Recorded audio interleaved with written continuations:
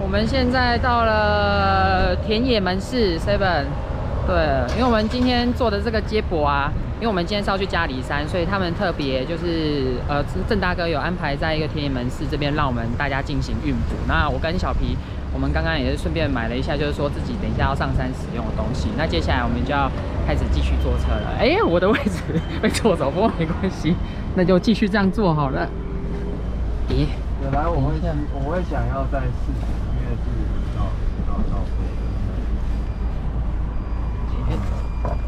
先系个安全带。我的安全带没有试到这一块。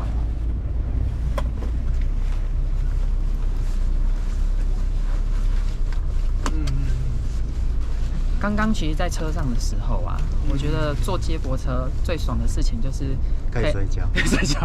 哇，真是我觉得很舒服。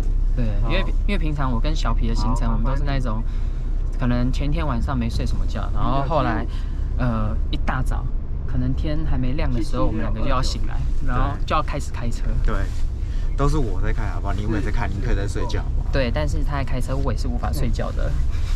所以我觉得在做接驳的时候啊，真的是还蛮舒服的。尤其像我自己平常在带队的时候啊，有时候在山上带队的时候，因为压力很大，因为怕团员出事情。但是只要一到那个接驳大哥这边，就是放心把团员交到接驳大哥这边之后，我就真的秒睡哦，睡死哦，大概对完全不。一般人可能很难叫醒我，然后即便大家都在聊天什么的，完全都醒不来。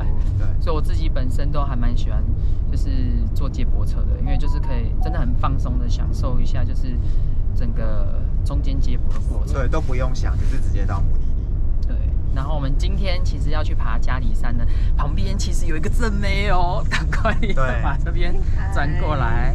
这个是阿珍。我是阿珍。对，因为阿珍她其实平常也有在开车啦。那我们其实今天就想说，就是刚好可以一起搭接驳去爬山。那阿珍，你觉得说，像你自己开车啊，跟坐接驳，你觉得最大的差别在哪间？差别就是，会比较轻松啊。如果坐接驳的话，对，而且司机大哥又开得很平稳，就是真的，然后又整个很像在度假的山路超有感。如果碰到那个有些大哥啊，如果他真的是紧急甩尾的话，我跟你讲，对，那个就头会很晕。对，不过我们今天坐郑大哥的车，就是整个就很舒适。对，所以于是乎呢，因为我们也上车了嘛，所以又到了我们3个人要继续补眠的时间喽。我们等一下嘉里山见喽，拜拜。